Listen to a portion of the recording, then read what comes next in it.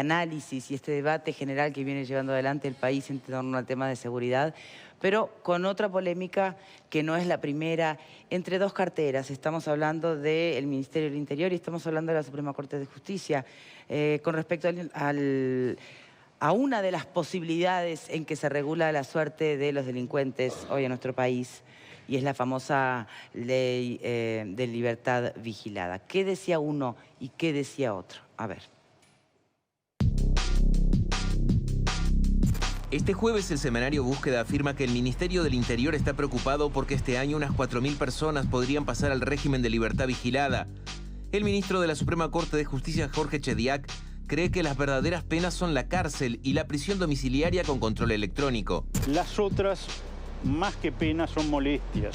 La libertad vigilada o la libertad ultravigilada, en realidad, se deben aplicar con, me parece a mí, una visión mucho más restrictiva, porque en definitiva no son una verdadera pena y han dado a la opinión pública una mala imagen del sistema de justicia. Chediak, quien fue uno de los redactores del nuevo Código del Proceso, dijo que nunca fue la intención modificar el sistema de penas.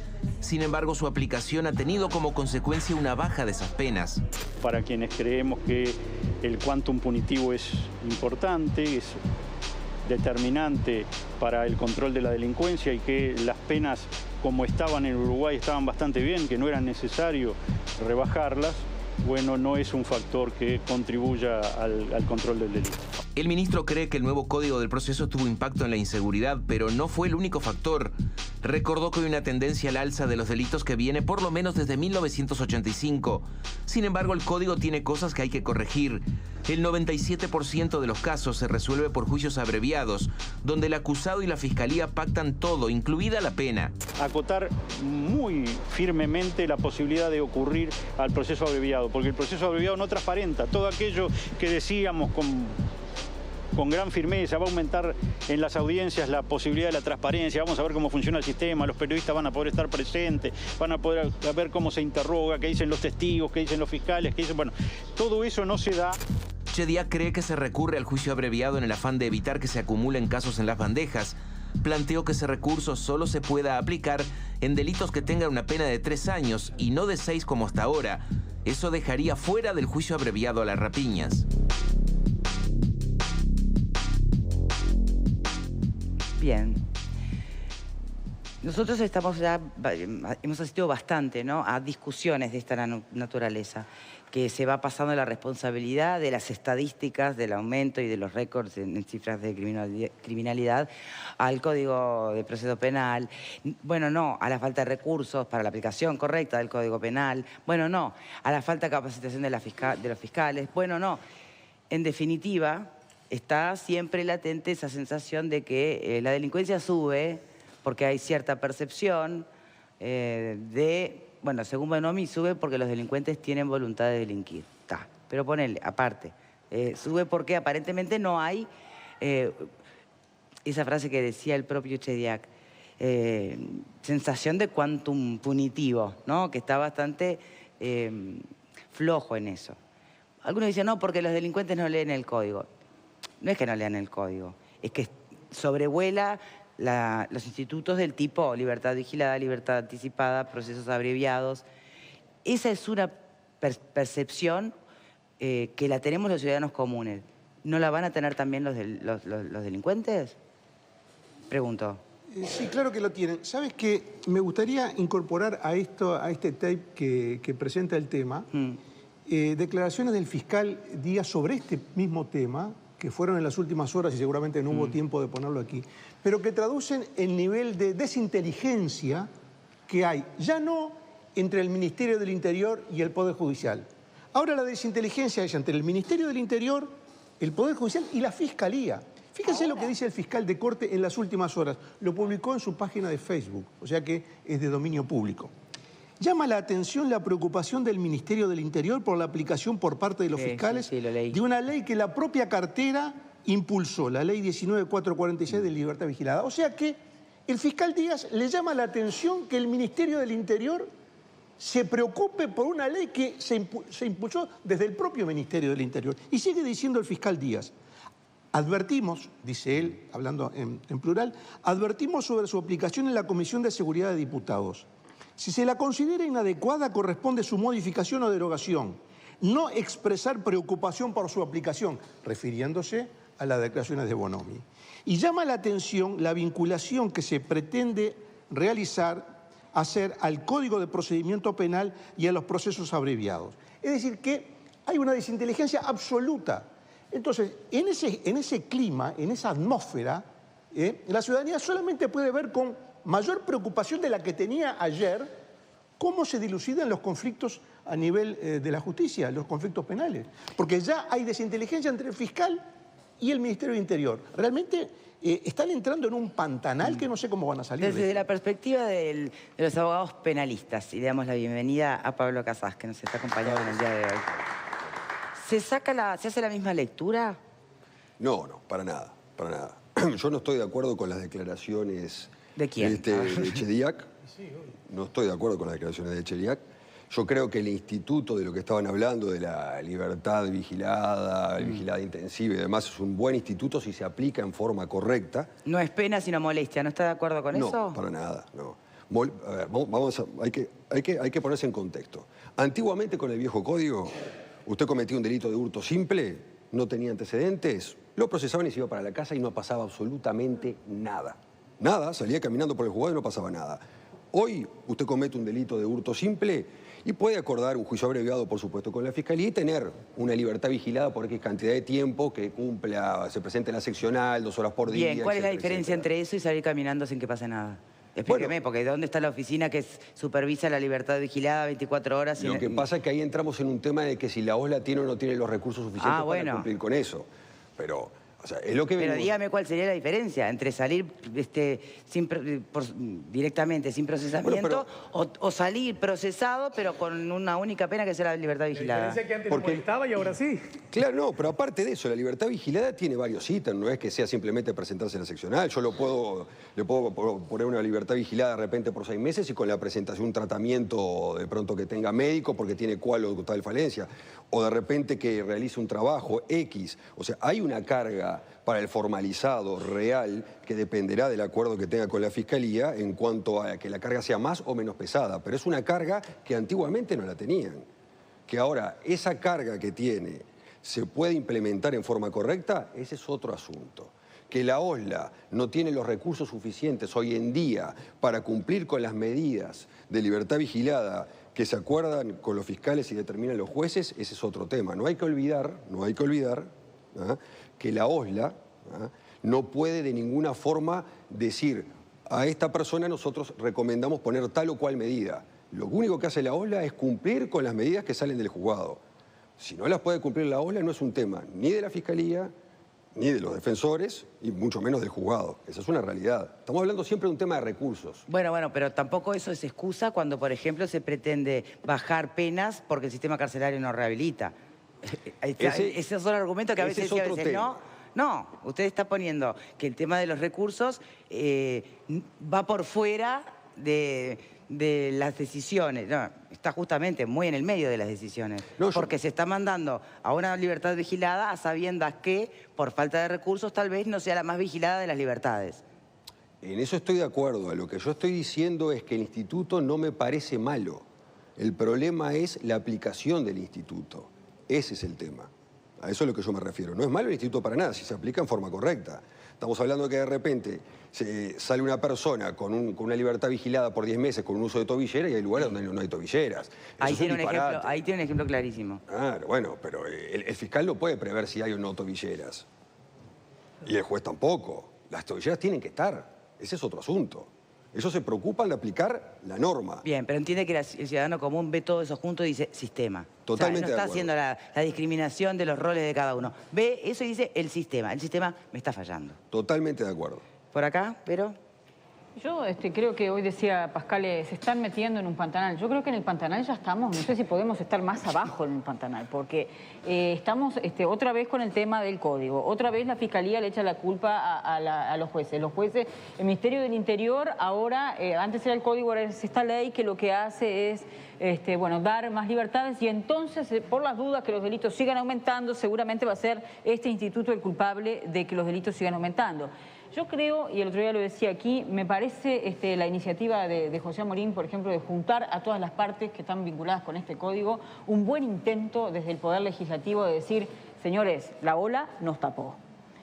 Porque coincido con que la percepción es todo anda mal, y además de andar mal, nadie se hace cargo y todo el mundo le pasa la pelota al otro. Perdóname es tiempo de sentarse a queremos conversar. Que sean los legisladores que se sienten a conversar, o los técnicos que saben, porque así salió el nuevo Código de Proceso Penal, ¿no? Propiciando un ámbito de encuentro de las partes que, si bien existe una comisión de seguimiento del Código Penal, evidentemente viene trabajando muy lento y todavía no ha logrado ningún avance concreto. Creo que todavía sigue con algún diagnóstico primario de algo que creo que todos percibimos que no está funcionando bien. Que no es por culpa del código, creo yo, porque ni siquiera le hemos dado tiempo de evaluar si es por culpa del código. Hemos visto todos que hay errores importantes. Pero ahora hay unas 4.000 personas, tengo entendido, que van a salir en la figura de libertad vigilada, ¿no? No tengo el número preciso, no sé si lo llegan dijo a Bonomi, tantos. 3.000, 4.000, Sí, no sé no cuál sé fue. si llegan a tantos, no sé si llegan a tantos, pero sí que va a haber una cantidad que va a salir por esa figura. Bien, porque tal como está prevista la ley, les cuadra. O sea, esto no es ni una gracia ni un beneficio, les cuadra, Son les esos calza, casos que vemos aplican. tanto de cárcel y tanto de libertad vigilada. No, lo que pasa es que está la pena mixta, ¿no? Bueno, también la pena Está la pena mixta. También la pena mixta es algo que creo que el propio Chediak... Prisión efectiva de pronto durante un año y otro año de libertad vigilada. Pero les cabe, digamos, no es un regalo que se está haciendo. No. Ni se está faltando a lo que dice la ley. Para nada. Entonces volvemos al punto. El ministro, cuando evoca estas libertades vigiladas que se van a otorgar ahora, no lo plantea como qué suerte. Lo plantea como parte de la crítica al CPP, ¿no? Bueno, pero es parte de la norma eso. Que haya que cambiar la norma, bueno, ese es otro tema. Pero es parte de la norma. O que haya que admitir que no hay recursos para cumplir con esa norma, y que entonces lo que está preocupado es que esta gente va a salir no a su casa o a un centro educativo o a un centro de rehabilitación, sino que va a salir a delinquir. Bueno, yo no puedo asegurar eso, pero digo que es parte de la norma, es parte de la norma. Que no se pueda aplicar después el régimen de libertad vigilada es otro tema. Pero digo, se cumple con la norma. Esa es la realidad. Alfredo. Sí, a mí me rompe bastante que entre las autoridades estén 2 por 3 tirando la pelota. No es la primera discusión que vemos entre Suprema Corte, Fiscalía, Ministro. Antes eran contra los jueces, ahora contra fiscales. Y me parece que es poco serio el tema y creo que nos molesta a todos bastante que eso suceda. Sin embargo, en los últimos tiempos se había visto que, acá lo dijo Abdala, que es abogado de la policía, la gestión entre policías y fiscales está funcionando mejor, más agitada que antes, que durante un tiempo parecía que era un problema bárbaro, ahora parece que está funcionando mejor. El código está empezando a tener mejor funcionamiento después de 1 año y medio, creo que ya está en funcionamiento. No, ni tanto. Noviembre, ¿no fue? Noviembre del 2017. En noviembre cumplió 1 año. Bueno, o sea que 1 año y 4 meses, 5 meses, 3 meses. 2 años. Claro, bueno. 2017. No, este noviembre se cumplió 1 año. Ah, claro, se lo metió Un año y poco. Bueno, lo que me parece que no busquen un chivo expiatorio en el tema de la libertad vigilada.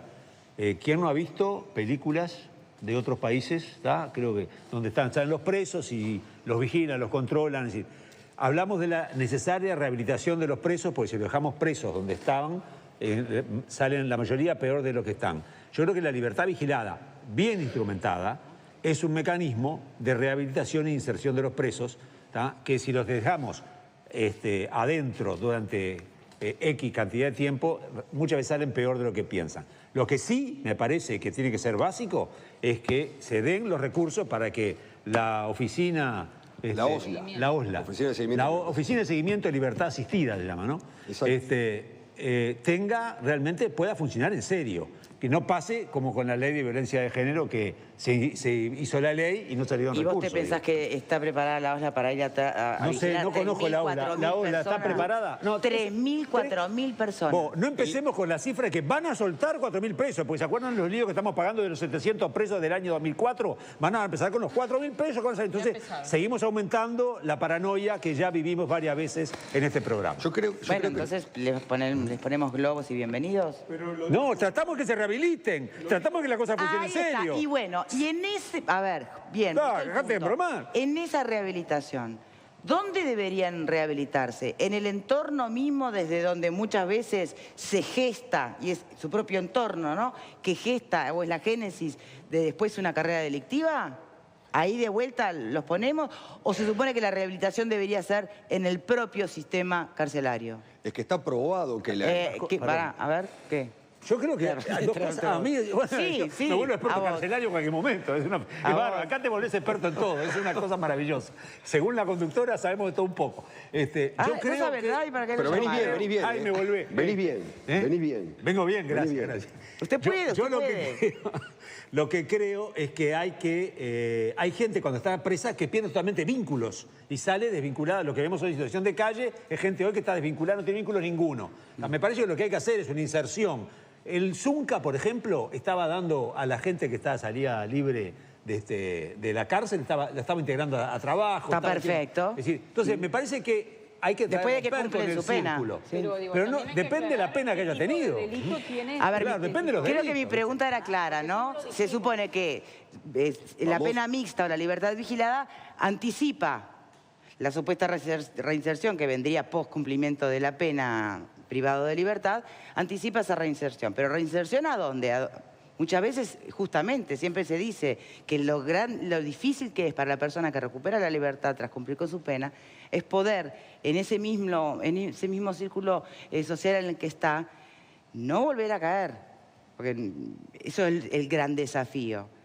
Y acá se toma esta decisión. Claro. Entonces, ¿dónde habría que apuntar a la rehabilitación que forma parte y es el objetivo de la pena, o no? Yo estoy totalmente convencido de que las cárceles, salvo contadas con los dedos de las manos, en este país no rehabilitan. Y yo ya lo he dicho más de una vez. Sí, se sabe. No rehabilitan. ¿Ah? Eso es por un lado. El comisionado lo dice, ¿no? Por supuesto, no rehabilitan las cárceles. ¿Ah? Entonces, para estos delitos que vamos a entendernos, son delitos menores, no es que es un múltiple homicida y entonces le dan una libertad vigilada con una tobillera para que... No, son delitos que son menores, que son con pena de penitenciaría o hasta 3 años y entonces se le otorga una libertad vigilada. O de 3 a 5 también. O de 3 a 5 la intensiva, ¿verdad? Que ahí hay varias potestades que tiene el juez, que puede ser que se haga un tratamiento psicológico, que tenga una profesión, que trabaje, que realice una tarea, en fin. Ese es el camino de la rehabilitación cuando la ley obliga al que está gozando de ese beneficio, porque es un beneficio, ¿verdad?, que le están dando, es una segunda oportunidad, para que se rehabilite, pero que cumpla con esa obligación. ¿Verdad? Y está intrínseco en el ser humano, ¿verdad?, tratar de siempre pasarse un poquito de la norma. Si no voy hoy no pasa nada, si no voy mañana no pasa nada porque me dijeron que no hay problema. Entonces, si nosotros no hacemos, nosotros no, sino del sistema entero, que se cumpla efectivamente con la libertad vigilada y las medidas impuestas, medidas de verdad. Yo estoy vamos a entendernos, una persona que va a la seccional una vez por semana y se sienta 2 horas, si bien es un poquito más de lo que hablamos anteriormente, eso no hace la cosa. Y tampoco eso rehabilita.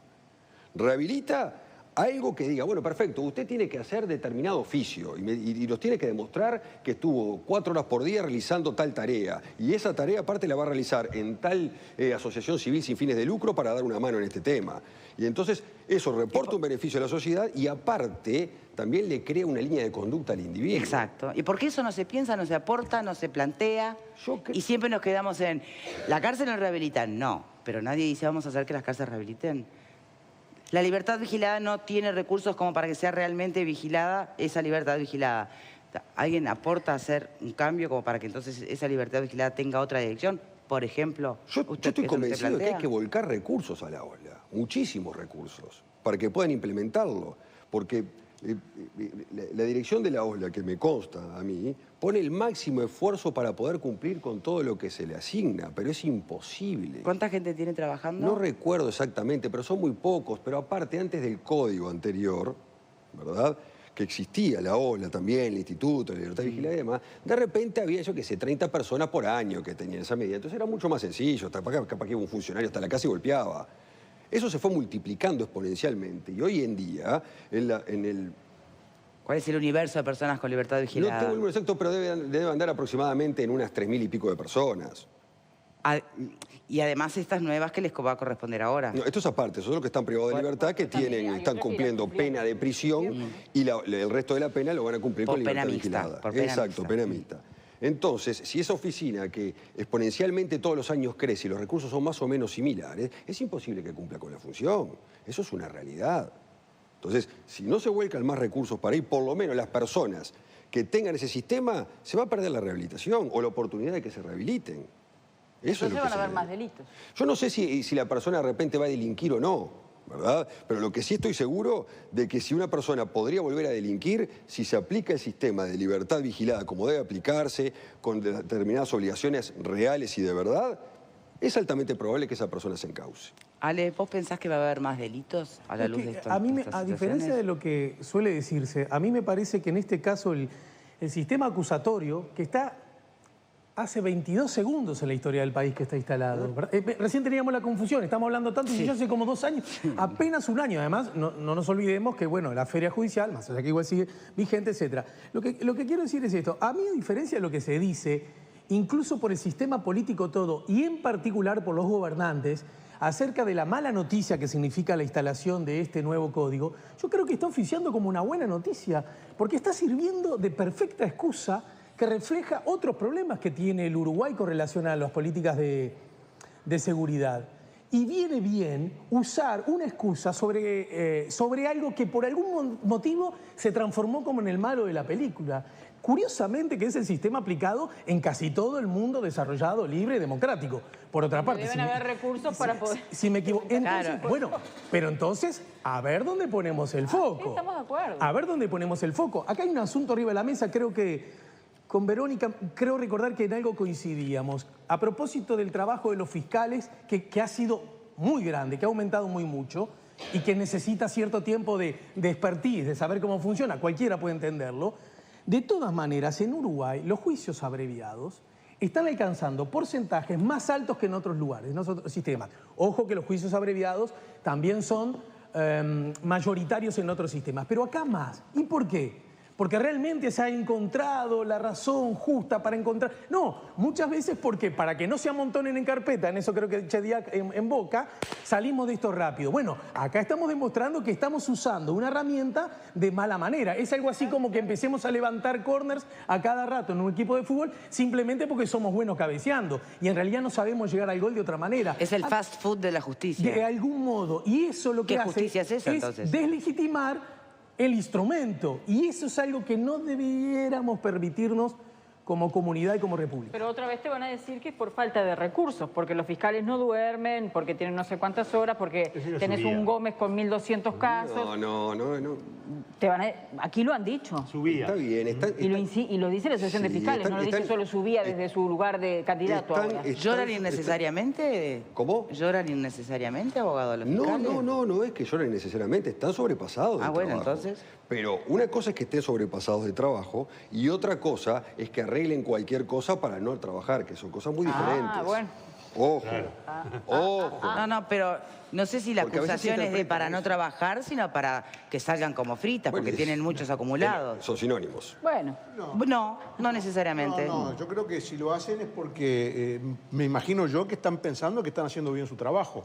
Lo que pasa es que en ese ímpetu, en ese afán de, como todo el mundo, de tener el trabajo al día, seguramente algún error se puede cometer. Yo quería hacer una referencia a lo que señaló García referente a la paranoia de los miles de presos que se van a ver liberados. En realidad esa paranoia la está alimentando el ministro Bonomi, que fue el que dijo que van a soltar 4.000 delincuentes bajo este régimen. O sea que esa paranoia que tú adjudicas la está generando el propio Bonomi con estas declaraciones. ¿Y qué dije antes de eso? No, porque tú dijiste, no hay que hablar de miles. Que las autoridades estén todo el tiempo acusándose mutuamente. Claro, no, pero tú dijiste, no hablemos de miles. Y Bonomi también genera paranoia, sin pero duda. el que habló de miles es Bonomi. No solo él, no solo él. Vos también haces tu aporte. Quería aclararlo. Vos también haces tu aporte. Acá nadie inventa nada. Fue Bonomi que dijo que iban a haber miles de delincuentes sueltos por este sistema. Tu granito de arena aportás. Bien, ¿puedo hacer una pregunta para volver a...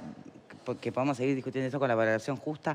Sea libertad vigilada como una pena mixta, ¿no? Como aplicable por pena mixta o anticipada, por todas las herramientas hoy y antes, ¿no? Que también existían. ¿Aplica a qué delitos? Porque acá se dijo en un momento, cuidado, que tampoco es que estas 3.000 o 4.000 personas que saldrán en esta figura de libertad vigilada o anticipada, se trate de asesinos seriales. Bueno, ¿de qué se trata? Pero son delitos que tienen un guarismo de la pena que son delitos menores. Estamos hablando son delincuentes primarios. Primero son delincuentes primarios, porque no hay ningún fiscal... No se puede aplicar cuando es ya un residente. No hay. Si es residente, no hay. Si es un delito de rapiña, homicidio, violación, secuestro, etcétera, tampoco se puede aplicar. El delito de estafa, sí. ¿Lavado de activos? Depende de cómo sea el lavado. O sea que es una medida que al delincuente del guante blanco le viene muy bien. No, porque depende del guarismo de la pena, es aproximado, si es agravada, en fin. Tiene todo un... Claro. Pero no, pero con el... Claro. Pero son delitos livianos, si se quiere. Liviana más o menos. Para lo que es, bueno, comparado con un homicidio... En lo que tiene que ver con la vida o la muerte. Exacto. Aunque muchas veces, vio que cuando te dejan sin un mango también te puedes morir, ¿no? Yo creo que hay delitos de estafa que son mucho más violentos que muchos otros delitos. Bien, entonces eso lo debatiríamos otro día, si les parece, ¿no? Fede. Tal vez si me equivoco en el número lo puede corregir si a quien lo tiene más exacto, pero con el viejo código por año se liberan cerca de 6.000 presos. O sea, un número muchísimo más alto que en esto que se explicaba. Y de esos 6.000 presos que se liberan, hay delitos mucho más graves que eso. Estamos hablando de más de 20 presos por día que salen normalmente en promedio. Con respecto al Parlamento... Pero, ¿y se liberan en qué figura? La pena, pero porque cumplen la pena. A tantos años, la mayoría, pero es otra cosa eso. La mayoría, bueno, por eso, cuando se habla de que van a salir 4.000, recordar que con el viejo también salían 6.000 por año, simplemente porque cumplieron la pena. Porque la mayoría de las personas que son privadas de libertad en promedio tienen 2 o 3 años como máximo.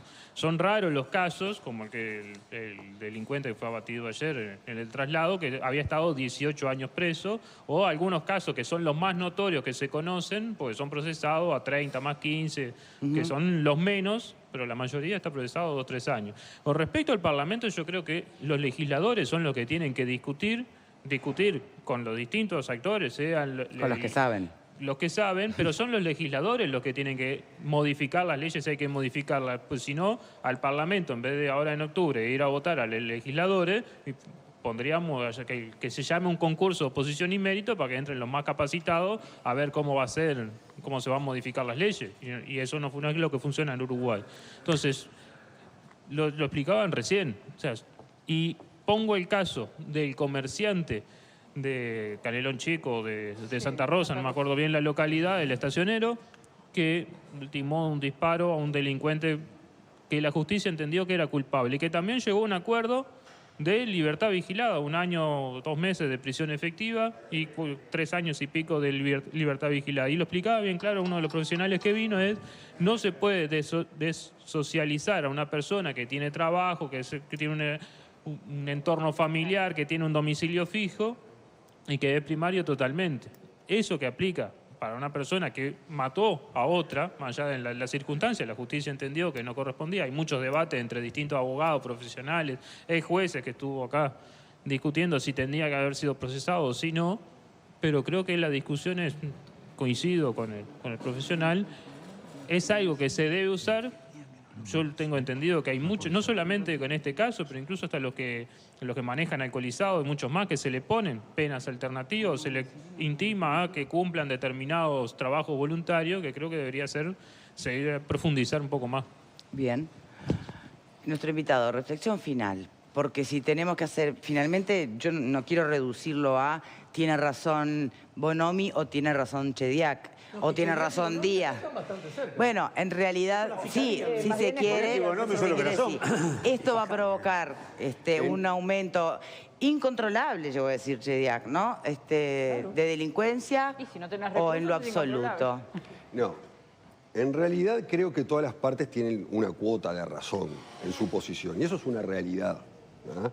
Pero hay una realidad incontrastable que estamos aplicando un código, ¿verdad?, de primer mundo, donde se necesitan recursos de verdad y no los tenemos. Bien. Podemos discutir años de que él tuvo la culpa la tuvo él, la culpa la tuvo el otro, la culpa la tuvo él.